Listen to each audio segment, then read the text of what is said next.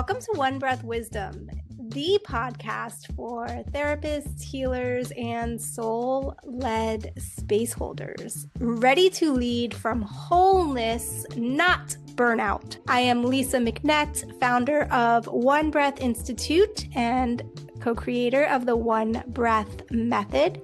Each week, I will be sharing trauma-informed insight, somatic tools, and real stories from the healing path, sometimes solo, sometimes with our co-founder, Deborah Dickey, and sometimes with special guests walking this path in their own powerful way. Together, we will explore how healing, embodiment, and presence can transform the way we live, lead, and care for others without losing ourselves.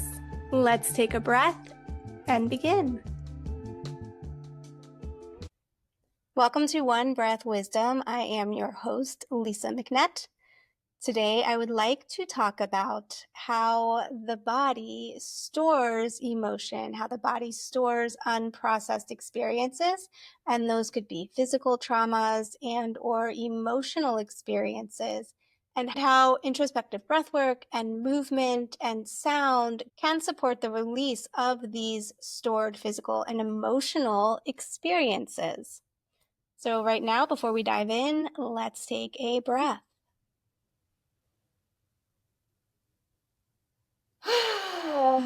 Okay, yeah, I checked in with my body and I found that I wanted to make a sigh. I needed to have some movement flow with that exhalation. That's where I believe I will begin right now. Our body needs movement, and the breath itself is movement. If you were to put your hands on your throat while you're speaking, you will feel the vibration of sound in your throat. That is movement, the same as a musical instrument is making a frequency, is making a vibration. Your voices as well. So sound is movement. It's movement in the body. Breath is movement in the body. The body expresses itself and releases emotion and processes through movement. And what happens to most of us is from a very young age, either due to parental or societal expectations or going to school or experiencing traumatic events that leave us frozen, we begin or we learn from an early age to suppress. And one very big thing that we suppress is yawning, right? Like when you yawn, you automatically try to suppress that yawn or cover up that yawn. And we see everybody do this as well. This is something that we bring into the first module of our training with the One Breath Method, is to allow yourself to yawn. There is this idea that yawning means that you're bored or you're tired, and it's just rude to yawn. And it's actually the opposite that is true. If you consider what you would see in the wild or in your house, if you have a dog or a cat, you'll see that dog or cat yawn and stretch when they get up, or yawn and stretch when they're about to pounce or go and become more active. And that's usually when we see them yawn, more so than before they're just going to lay down and go to sleep. That might happen at times as well, but pay attention and you'll notice the yawning and the stretching is normally when they're getting up and they're getting ready to move. Why? Because they are bringing oxygen into their system to provide more energy. And the same can be said to be true for us. Yawning is actually a breathwork practice. Your brain, the brain requires 20% of all of the oxygen that you bring into the body. That is quite a lot of air. That is quite a lot of oxygen. We oftentimes yawn because our brain needs more oxygen. It needs more air. Our body needs more air. So start to pay attention to times when you are yawning.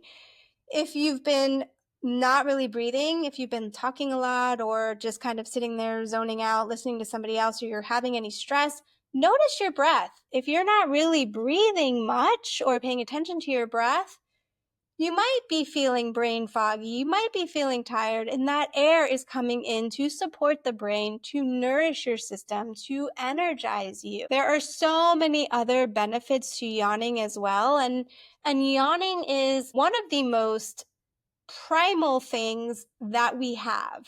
A yawn is something that when you really allow it, it just takes over, right? You can't, if a yawn is there, you can't stop it.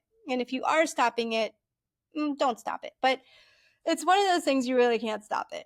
And just talking about yawning, I needed to yawn. Other things that we should not be suppressing are sneezes. We try to hold back the sneeze. I am so guilty of this. My husband is always telling me, stop holding back your sneeze, just let it come through. A sneeze wants to happen. A sneeze is uncontrollable. A yawn is uncontrollable. When you take into consideration that you or we are suppressing yawns, which are really, really, really challenging to suppress because it is the nervous system just taking over and doing what it needs, now take into consideration things that are under your voluntary control. We suppress all the time. We have learned when we were young, when you're allowed to go to the bathroom, when you're allowed to eat, when you're allowed to do most things. And in whatever home you grew up, you might have had to suppress your emotion. You might have been taught, smile, act like everything is okay. It's not okay to be angry. It's not okay to be sad. It's not okay to cry. And so you start suppressing all of these emotions, and a few things happen then. One, there are imprints in the body. There are stored energy cysts in the body, and these are places of tension, of chronic tension in the body, where emotion that was meant to be moved or experiences that were meant to be had were not had. When we suppressed our emotions, when we suppressed our innate needs, we now have chronic tension patterns that we may have normalized. It may be this chronic back pain that the massage therapist is never going to be able to get out, but you keep going because you just don't know why that chronic back pain is there. Or it could be a myriad of other things. So that's one level, that's one layer, is we have chronic tension patterns in the body due to suppressed emotion, due to suppressed experiences. And then if we are still disconnected and we are still suppressing our needs, then we are continuing to contribute to chronic stress patterns in the body. Let's just pause and just connect with this for a moment. So, think about this. Check in with yourself as I ask you these questions. How often do you feel hungry, but you don't actually get something to eat? Or how frequently do you know that you're thirsty, but you don't actually get a glass of water or something to drink? How many times do you hold your pee? Do you hold it when you could just get up and go to the bathroom? How easy or hard is it for you to get angry? What kind of judgments do you have against yourself when you get angry? What is your ability or willingness to allow yourself to cry like?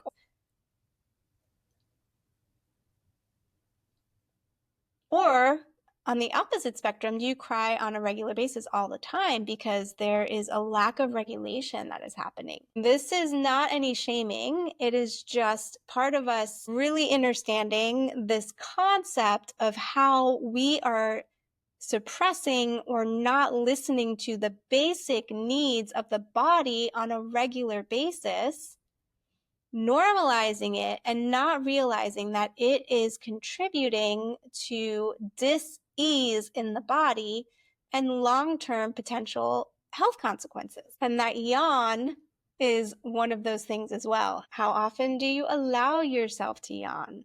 A beautiful practice that you can start that I promise will change your life in so many ways. You're gonna laugh. Is when you wake up in the morning, just start yawning and stretching and moving the body. And it might be hard for you at first. It might be hard for you to yawn. Yawn, stretch, move the body. Let yourself do that for several minutes. Let yourself roll out of bed. Let yourself start moving as soon as you get out of bed. And when I say moving, I mean let the hips move, and let the spine move, and let the arms stretch. Let things move around, particularly after we've been inactive and laying down overnight.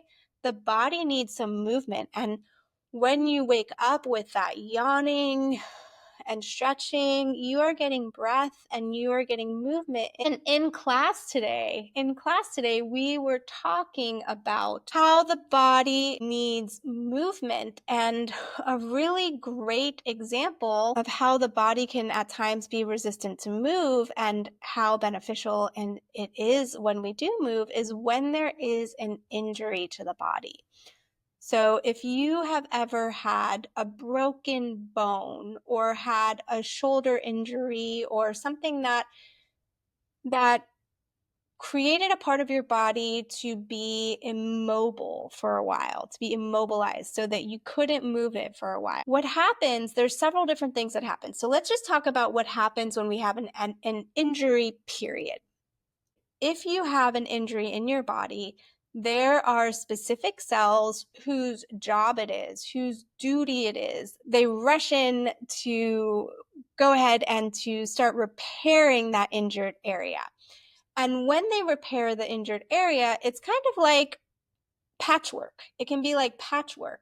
So the muscle is very smooth. If there's an injury to a muscle and it's smooth and it's all going in one direction, now these cells that are coming in, they're just doing what they need to do to put it back together. And so there's going to be, they could be going against the grain or just adding some pieces. So that muscle is not going to have the same smoothness to it. Now, can be said the same for bone or any other injury. There's cells that come in and are working to repair that however they need to, and it's going to be different. It is going to be slightly different. So there's an injury and the body is like, danger, danger, warning, warning, something happened in this part of the body. And so the fixers rush in and start fixing it inside the body, but then also the protectors rush in and are like, we need to protect this area. And so the other muscles and tissues, all of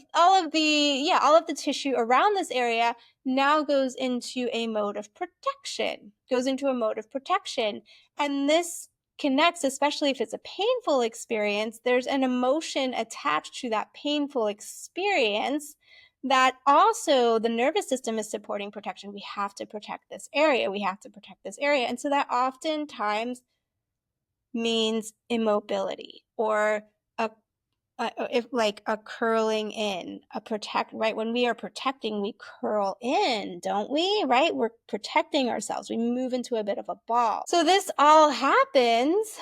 And if we stay like that for a long period of time or even forever, then we are reducing our ability to move in that area, to open things up in that area. And what that area needs is movement. It needs blood flow. Now, that might not be immediate, right? Like immediately, like especially if we're talking about a broken bone or a torn muscle or something along those lines, there could be a period of time where it is safest for the body to keep that immobile. The longer that is immobile, the more ingrained in that area of the body it is that we need to not move this part of the body, that we need to keep this part of the body immobile.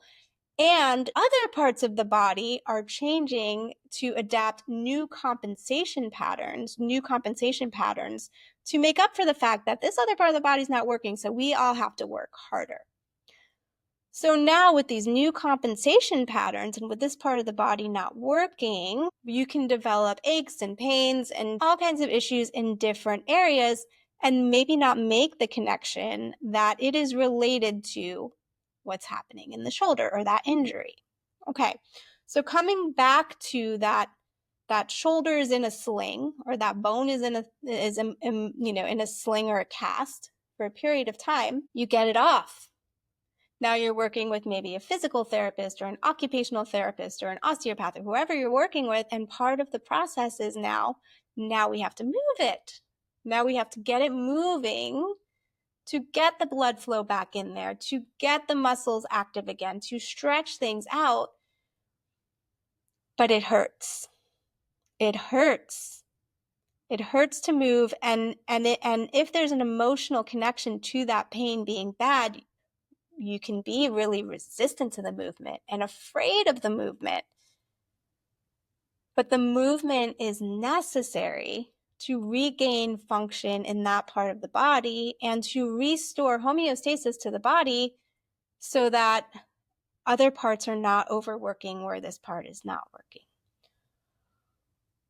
So that's a clear example of a physical injury. And what we don't see or what we don't recognize most of the time are emotional wounds that can create the same type of experience in the body.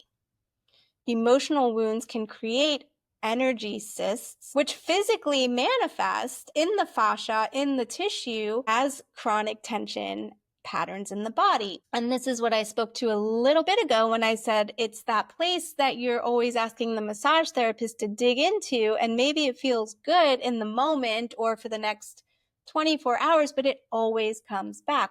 Why does it always come back? Why does it always come back? Have you ever considered why it always comes back? You may not have any idea why it always comes back. It may be confusing because you may not have ever had a physical injury to that part of the body, but emotions are stored in the body. And if they don't have the breath and the attention and the movement and the conscious awareness that they need to shift, then that pattern of pain, that pattern of dis-ease is always going to come back. So let's take a little breath.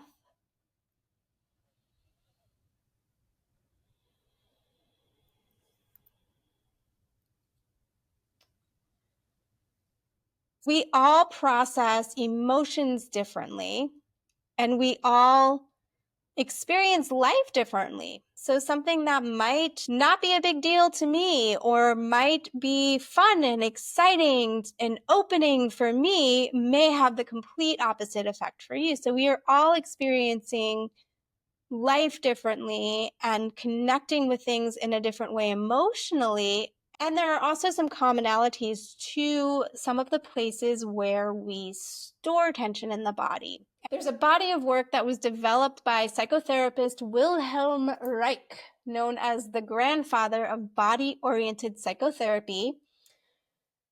And this theory is called the 7 belts of tension. And this was established in the 1930s.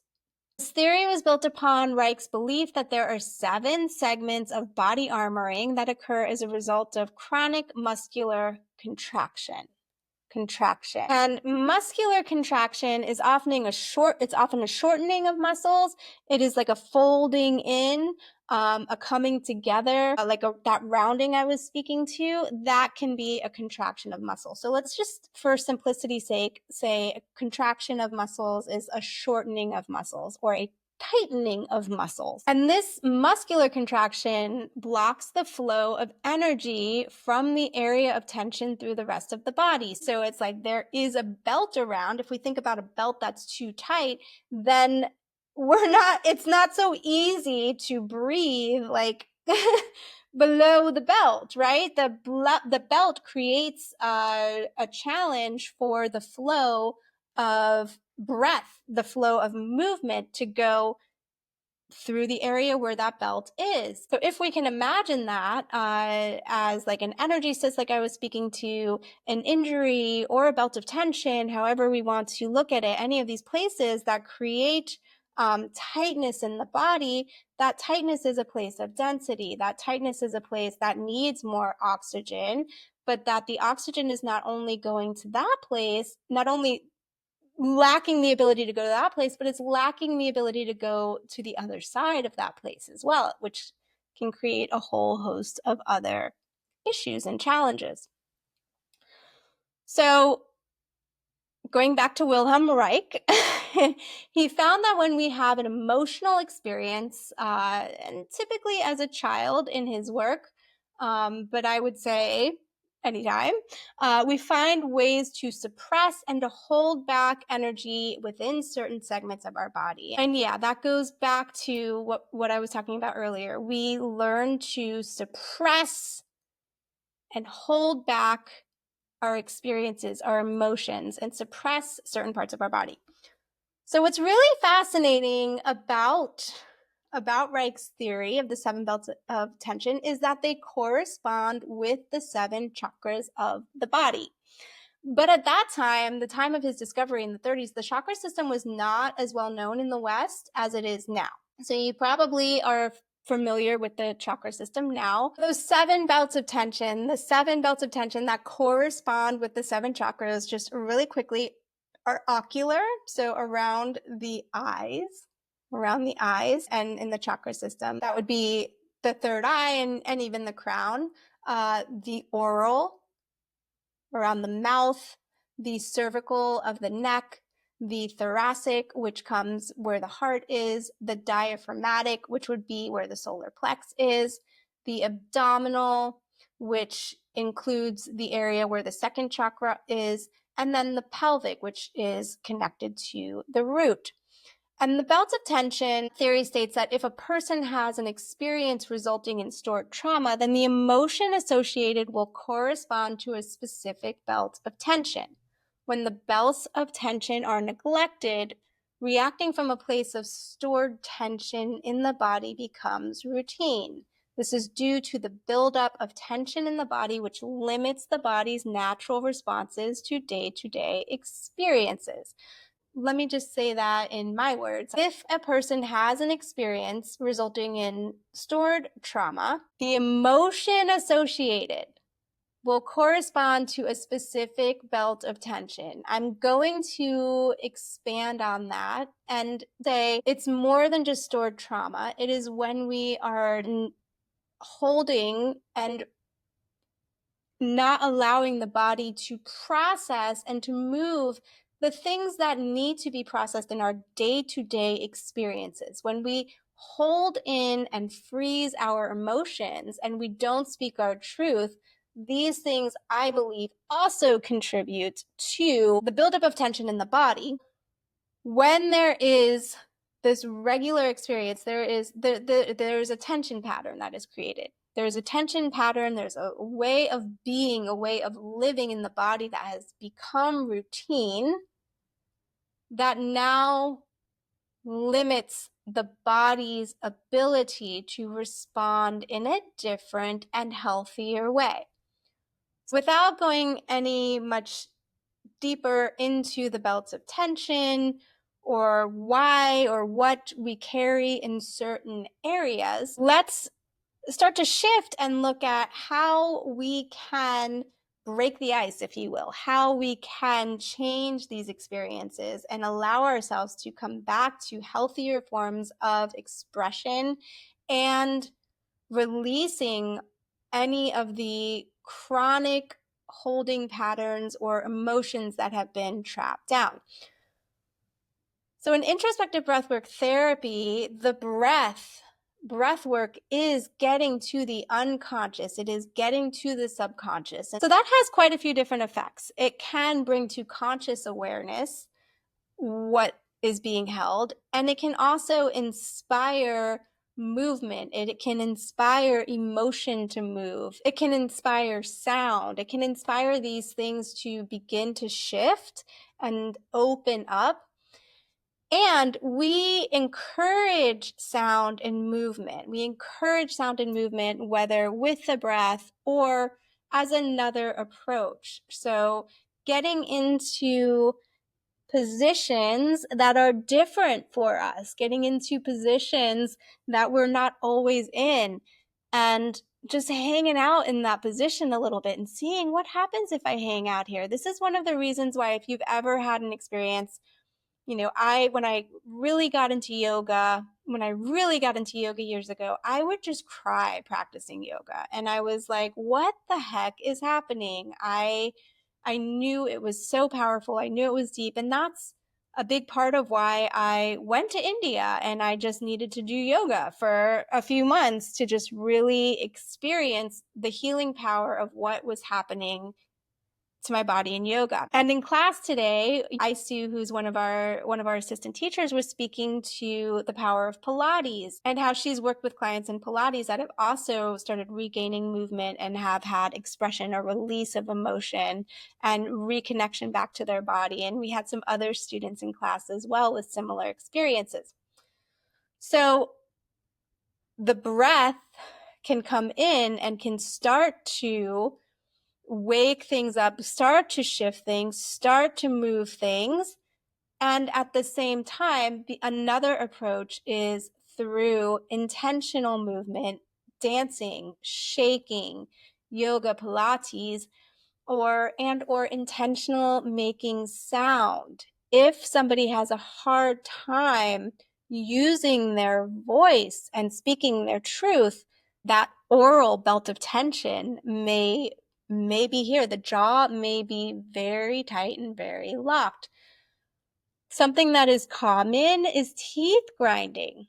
There's a lot of things that we have normalized in our society. These are common experiences that we have normalized, but they are actually not normal. And teeth grinding is one of these. So many people grind their teeth at night. Teeth grinding can be related to oral belt of tension. It can be related to, I've been squeezing my mouth shut for so long, I'm not expressing my truth. I'm not expressing my truth. I'm not speaking what I need to be speaking.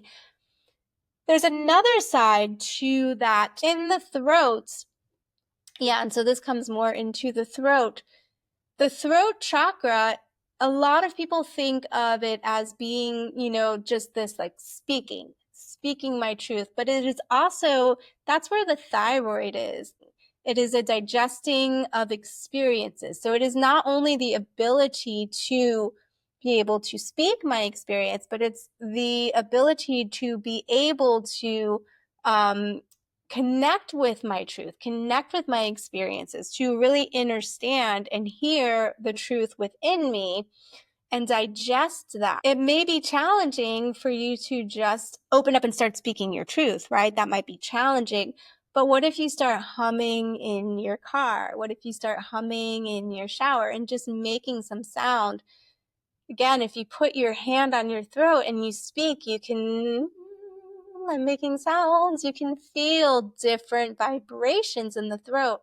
That is movement. And that movement in itself helps open things up and helps stored emotion move. Emotion, you may have heard, energy in motion, but not if it's suppressed. Emotion is meant to be energy in motion, expressed. But when we suppress emotion, then it is not in motion. It is becoming lodged in the body. And so that's just one little tip for you, or if you work with clients who have a hard time speaking or recognizing their own truth, or being able to stand up for themselves, or anything to do with the voice or tension in the mouth or the throat. Making, humming, vibrating sound, singing along, things along those lines can help open that up. Okay. So there's so many more things. This is a subject that we could talk about for a really long time, but one more thing that came into class today that I really appreciated from one of our students was the concept of sitting still or being still, and the belief that through stillness might be better than movement for allowing a healing process. And stillness isn't better and movement isn't better. I will say now as well that if we are in constant movement or moving really fast or disconnected from the body and disconnected from our inner experiences and what is happening when we are moving, then that is not supportive. That is not supportive. We can move very unconsciously and very disconnected from our body, and that is not supporting healing. That is not supporting what I'm speaking to here. It's movement with connection to your embodied experiences and to what the body and what the stored emotion in the body is needing or wanting. That is the important part. And many people who have meditation practices have an idea of stillness being superior and stillness being the way. And so I just want to drop in this concept or this idea, if this resonates with you as being somebody who is a meditation practitioner who might spend a lot of time in stillness. Meditation is not all forms, but mostly involving above the eyebrows and up. It is involving above the eyebrows and up. And in introspective breathwork therapy, in the one breath method, we are supporting embodiment and coming back into the body. There, you have this nervous system that is absolutely amazing, and it looks like the roots of a tree going through the entire body, and you have so many messages being transmitted and communicated through sensation and emotion and thought at any given time. Those are all there for us to be connected with. And so being able to come down into the body and really connect with those messages and feel those messages and allow more integration, oftentimes what keeps us in the ethers or in the upper chakras and the upper parts of our body is lack of feeling safe in the body or disconnected from sensation in the body. And I say that with compassion, and oftentimes we don't notice it. The body truly, we are having a human experience. We are meant to embody this body. And in my personal experience as somebody who spent a lot of time being involved in spiritual practices as well, I found that the more embodied and rooted and grounded I became and healed I became through the lower parts of my body, the more capacity I have to expand and to connect with the higher dimensions, the higher realms, the spiritual realms, whatever you want to call it. So the body is holding our experiences. The body is holding our chronic tensions. These tension patterns are connected to suppression of emotion, to physical and or emotional traumas, and the way back in to a more integrated and holistic and embodied place is to use breath, use movement, use sound to drop in and to allow. I think IC was also speaking in class today about how the animal body, allow the animal body that we are animals, we are nature, we are creatures. And an animal in any animal other than humans does not suppress its natural bodily functions, but we do. So it's time to stop suppressing the natural bodily functions to reconnect with the essence and the wholeness of our experience. So let me know what you thought about this. I would love your questions. I would love your comments. And don't forget to like this episode, share it with somebody who needs to hear it. And if you want to have an experience of healing, join us for our Sunday sessions. We have introspective breathwork therapy sessions every Sunday morning, 11 a.m. Eastern to noon. You can sign up for those below this podcast episode or at onebreathinstitute.com. Thanks so much, and I'll see you in the next episode. Thank you for listening to One Breath Wisdom. If something in today's episode spoke to you, I would love to know it. Send me a message on Instagram at One Breath Institute or at Lisa McNett, and please share the episode with someone else who needs to hear it. Remember, you are not here to carry it all. You are here to come home to yourself, one breath at a time. Until next time, take a breath and be well.